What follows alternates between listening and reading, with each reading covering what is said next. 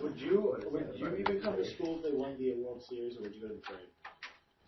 You're gonna go to the parade. I'd go to the parade. Probably. All right, let's take a look.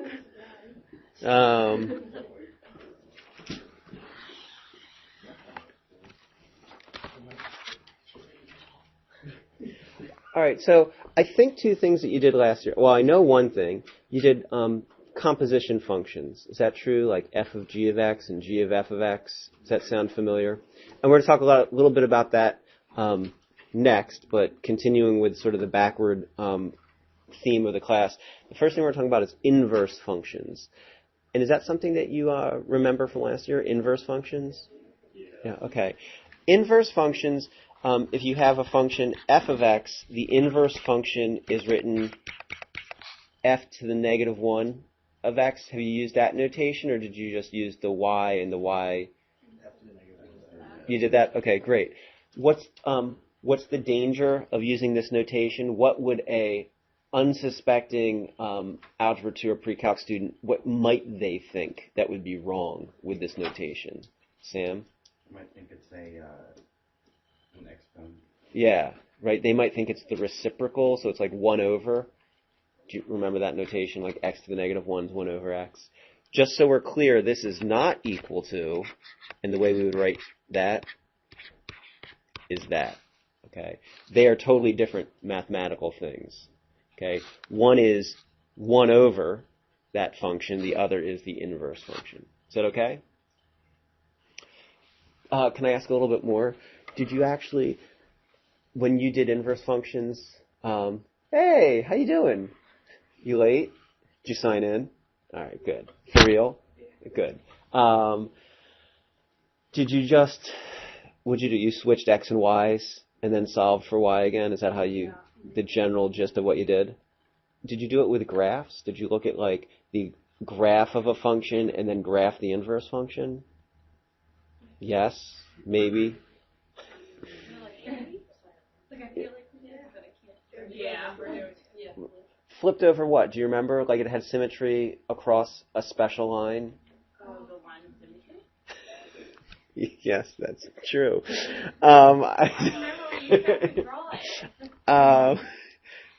Like if you had a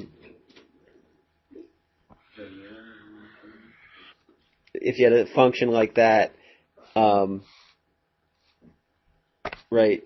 The inverse function will look something like that. Maybe. Am I making it up? Maybe I am making it up. It would have symmetry across this line. No way. Never saw that before in my life. And what is this line? Yeah, thanks. Okay. Yeah. This is the line y equals x. And so if you switch, right, what does the inverse function do? It switches your inputs and outputs. So every input is now an output and every output is now an input. So really it's switching your x's and y's. So if you had a coordinate like 1, 2, that would switch to 2, 1, right? It switches your x and y's. And that's why you did that last year. That sounds sort of familiar, or that's something new? Yeah, all right, maybe. Okay, good. Yep. Is that what I wanted to say? That's not what I wanted to do. I'm sorry. Hold on. Okay. I said all the right things, Travis, and I did it in all the wrong spots. This is harder than I thought. I did it in all the wrong spots. That's what I wanted to do. 2, 1. So I said the right thing. I could not have been any more wrong where I drew it. Thanks. Okay? And there's like, I don't know if you probably didn't do all the geometry of it, but the line y equals x is actually the perpendicular bisector of the segment that connects those 2 points. Those 2 segments are equal and it's perpendicular. Cool, don't you think? Little geometry, little algebra? No, too much for me. It's Monday morning. What do you want from us? Okay, so we actually, for part A, Everything all right? For part A, I could have asked you this a while ago. So let's read the question and let's do part A. Corinne, you want to take a shot at it? Okay, that is not motivated. Michelle? All right, that's a little better. It wasn't totally motivated, but at least it was like, okay, if I have to. Yeah, so read and do A. So read it. Go ahead, read it for us. That's the easy part. Read just A. No. Let P equals FC be the population of millions of people in the country T years from 2005. Interpret each state. Okay, so, well, go ahead. All right, f of 10 equals 8. What in the world does that mean, Michelle? In 2015, there'll be 8 million people in the country. Does that work? Do I have a second on that? So, in other words, in this example, 10 is the input, and what does 10 represent? Years, right? Yeah, years after 2005. And 8 is the output, and that's the population, right? Okay. All right, Michelle, I did not do a very good job calling on someone for A, so call on someone for B to tell us what this statement says, and this statement's different. All right. I think that it's saying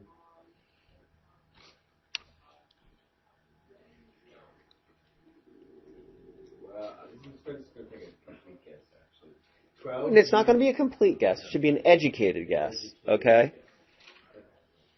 12 years before 2005, the population was 18 million. No. But that's okay. It's all right. Courage for the deed. That's what it's about. Apparently, 10 million people died. Elizabeth? 18 years after 2005, the population was 12 million. Okay, so this time, because it's the inverse, we're switching the input and the output. So the 12, right, is the new input, but that was actually the output from the last function. So 12 represents, in this case, the years. So the inverse function says, look, no, I said that wrong. Why did I do that? The 12 represents the population. So this says when there's 12 million people,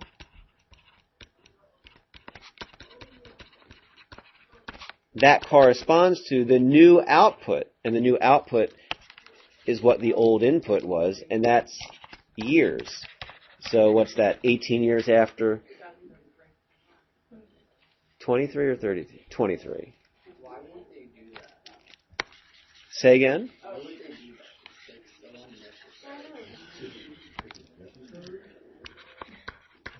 that?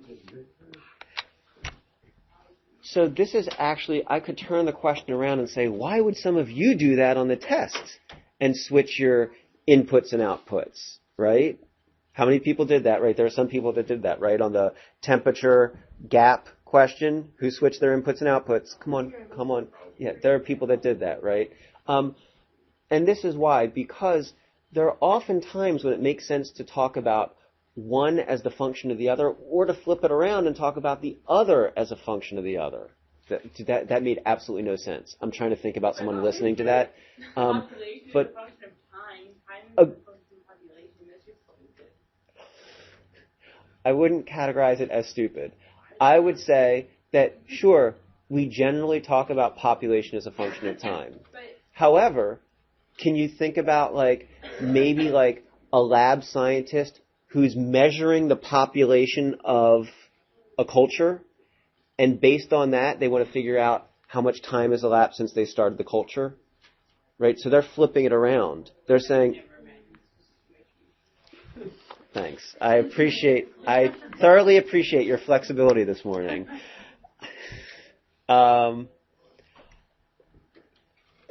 Questions? Anyone else want to vent about not liking inverse functions? I didn't think it was going to be that bad.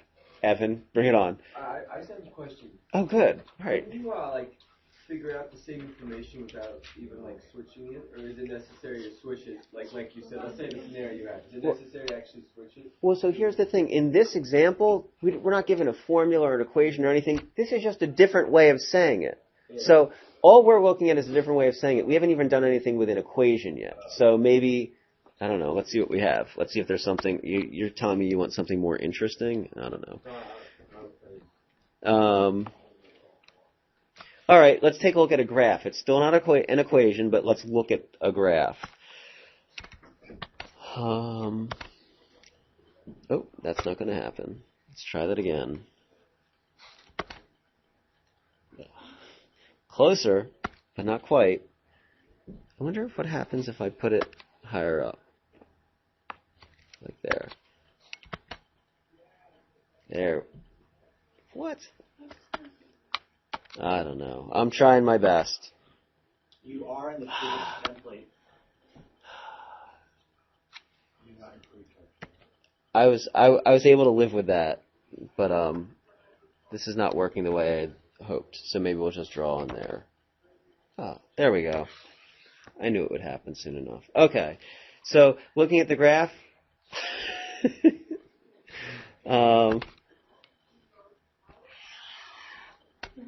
Looking at the graph, we can read it two different ways. We can actually ask you the question, what is the output when the input is 0? And that's a question I could have asked you a while ago, I think.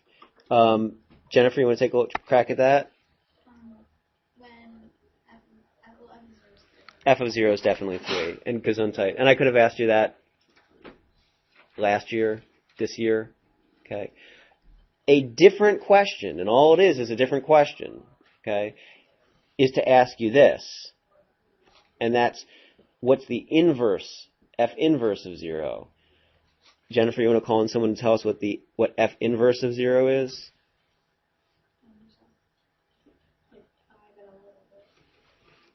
So you're saying somewhere around here, maybe? 5.2? I don't know. So B is just, all it is notation that's asking a different question. Michelle, what's the question that B is asking? Yeah. When is the output 0, right? Wait. Try again. Uh-huh. When does y equal 0? Okay. Yeah, I know it's what you, and I was like, so, yeah, what's the input? Exactly. So that's all it is. It's just notation to ask a different question. Is that okay? Do you want to ask a question on the graph? Evan? Yes. So this is kind of like referring back to my original question, but I mean, we had problems on this one at the beginning. They would just say F of question mark equals 0. So That's exactly it. Now, when they asked you the F of question mark equals 0, they were still asking you what input gives you 0, and you would say 5.2. When we say F inverse of 0 equals what, it's really the same exact question, except saying, if we had the inverse function, the input would be 0, and what would the output be? The output would be 5.2, but you can see how totally related these questions are, right? For this question, we have the point 5.2 comma 0. Okay. In this question, the inverse function would have the point 0, 5.2. So if we were to actually draw the inverse function would look something like this. All right, I'm going to mess it up. I'm going to totally mess it up. Okay, that blue function would be what the graph of the inverse function would look like. So we'd actually have to redraw the inverse function. But you don't need to redraw it if you know all you're doing is switching x and y's. You can actually look at the original function to say something about the inverse function. Is that all right? Travis? Yes. That was the easiest question I've had all morning. Thank you. I appreciate it. All right. Let's take a look at sometimes you gotta go. Let's keep going. Let's keep going backward. Take a look at 14, and then we'll look at 13.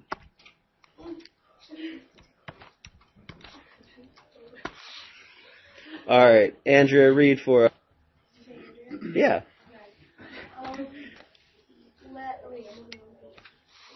Let's see if I see the cost in thousands of dollars of building a house with area x square feet. Match each story below to one of the expressions that follow. All right, so we have 3 different scenarios and 5 different functions. Ooh. Right?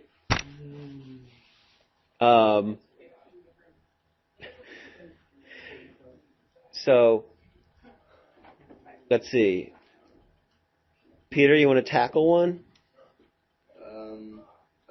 Sure. All right, which one should we take a look at? Now, can I I want to give you an upfront warning. I'm just going to say this. That's my upfront warning. So be careful. All right, go ahead. Let's do A. All right. I think, I guess it's 2I. All right, so you're saying A matches up with 2, little I, 2. All right, so figure out the cost of my house and then added $10,000 for landscaping. I don't buy it, Peter. Tell me this. What's shh! Andrea. Tell me this. What's the input for this function? No.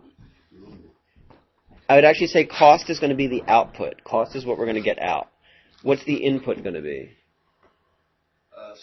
Square feet. Okay. So what are you changing in 2? What's changing, the output or the input? The output.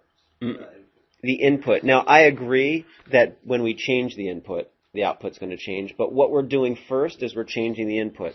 So what did we add to X? 10,000. What's 10,000 represent? Nope. Square feet. Because X is the input, right? So what we did in 2 is we added 10,000 square feet. We don't want to do that, right? We want to add $10,000. So Peter, take another shot at it. 3I. Yep. All right. So A and 3 match up.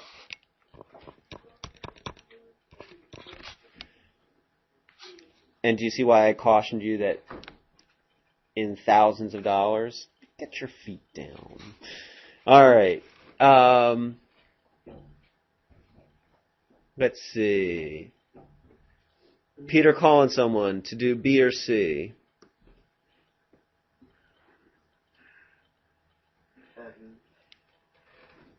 For B, I got I. All right, so B is going to correspond with Roman numeral I. After figuring the cost of my house, I got a raise and decided to increase the size of my house by 1,000 square feet. So what are we trying to alter here? The input, right? The square feet. So this actually ties together with exactly what Peter and I were discussing for 2, right? So I matches with B. All right. Evan, call on someone to answer C. Another very tricky one. I love it. Rabbit. You want to tell me what the wrong answer is first? No. Come on. Give me the wrong answer. The trap. What's the trap? I figure it's IB. Yes. 4 is definitely the trap. Because people see reduce and they think that means minus. But Travis, you're better than that.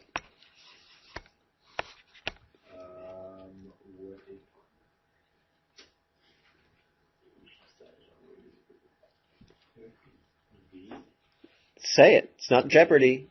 All right, 5. I said it's not Jeopardy. It is. And here's the thing. How in the world does reduce by 25% is that the same as times 0.75? That makes no sense at all. That's crazy talk. Isn't that crazy? Mo, is that crazy? That's crazy. Tom, you want to talk to me a little bit? You sure? Think of one Is the same thing. 0.75, so you multiply by that, right? You say 25%.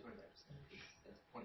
Yeah, say it again one more time, louder and prouder, because people are talking a little bit over here. That was perfect. 0.75 is 75%. So when you reduce it by 25, it's like subtracting 100, the 1 by 25, 0.75, and then you get 75, and then you multiply by C, which is the cost. Yeah.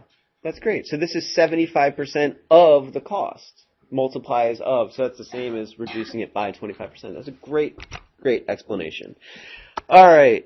Sorry, wait. Is that okay? Little tricky, but we like it, right? Maybe not. Okay, I like it. All right, and I think, let's see if we continue working backward if you like these even more. Let's do like the composite functions. So we have a function f of x and we have a function g of x. Let's start with e and then work backward. I need to do f of g of x. Do you remember this? Yeah. Using composite functions. So g of x is the input, right? Is that true? Yeah. So I need to plug g of x into the f of x function. Give people like 10 seconds maybe to do that plugging and that thinking. Yeah, right? Uh-huh.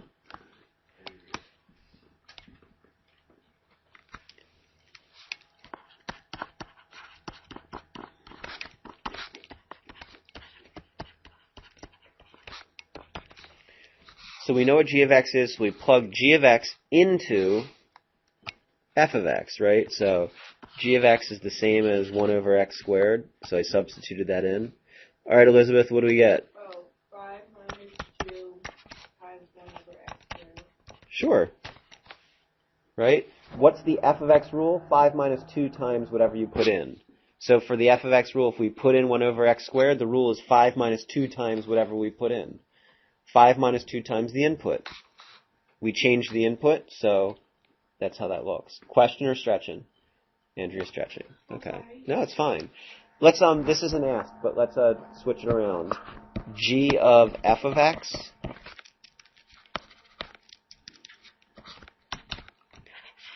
We know what f of x is. Everyone says f of x is. That was not everyone. Everyone says f of x is. That was better. Still not everyone. Jennifer, I can't believe you didn't answer. All right. So, the g of x rule. Mo, what's the g of x rule tell us to do?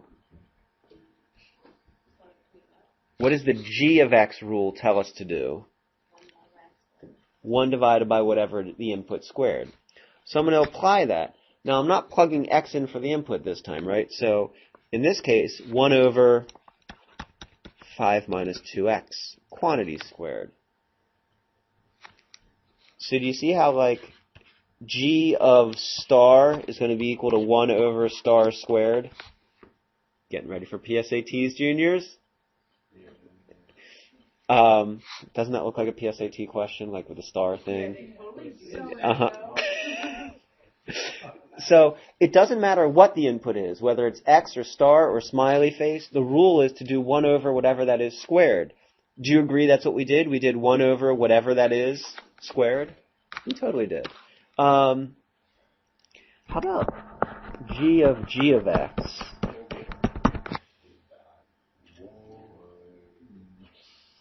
All right, Keith, what is g of x? What is g of x? What's the rule for g of x? 1 divided by x squared. Perfect. All right, so again, we're just plugging in g of x is equal to 1 over x squared. Those are the same things. But now I need g of that. Corinne, you want to talk to me? Do you want to talk to me? All right, so I now need to do g of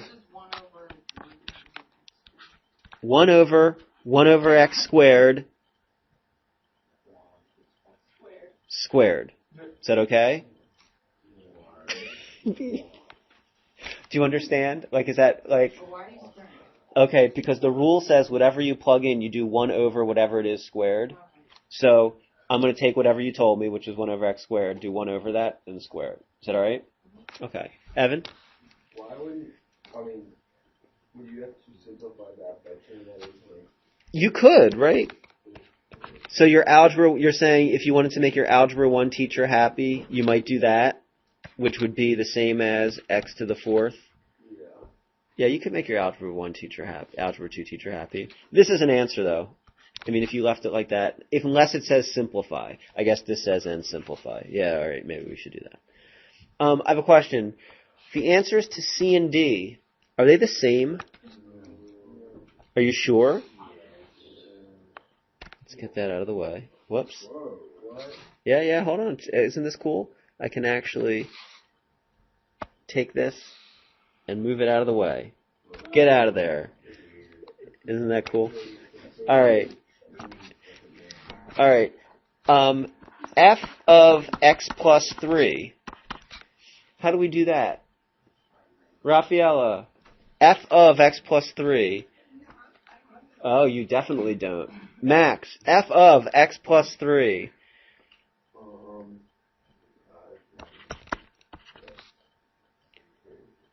What? Loud and well, let's work with it. X plus 3 is the input.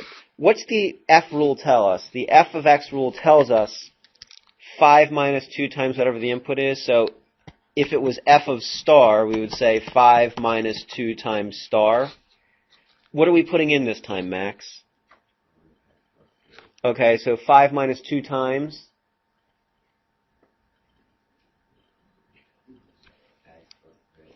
Yeah. And I'm going to be very careful to use parentheses. If it was f of smiley face, right, the rule would say do 5 minus 2 times smiley face. Right? This time, x plus 3 is the input. So we get 5 minus 2 times the quantity, x plus 3. That's your answer. However, if you wanted to, you could make your algebra teacher happy and do what? 5 minus 2x minus 6, which would be negative 2x minus 1? Okay. What about f of x plus 3? You guys told me that would be different. Travis? It would be f minus 2x plus 3.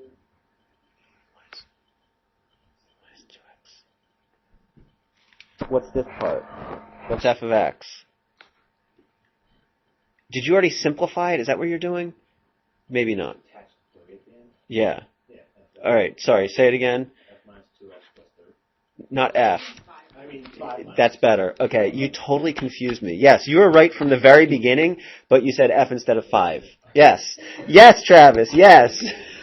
All right. So in this case, Travis is saying, look, what is f of x? It's 5 minus 2x. And then just add 3 at the end, which is different from what we did before. And if you wanted to make your algebra teacher happy, this would be what? 8 minus 2x? You guys were right. You told me it was going to be different, and it is.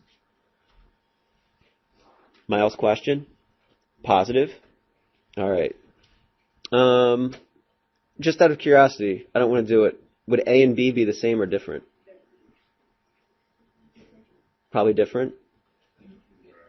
For B, I know we're not going to do it, but is it just like you multiply 5 minus 2x times 3? Yep. Look, we just did it. For A, you plug in 3x. So that's going to be what? 5 minus 2 times 3x. So 5 minus 6x. Right? Yeah, hold on, wait. Have a marvelous Monday. Your homework's on composite and inverse functions. I think it'll feel like Algebra 2.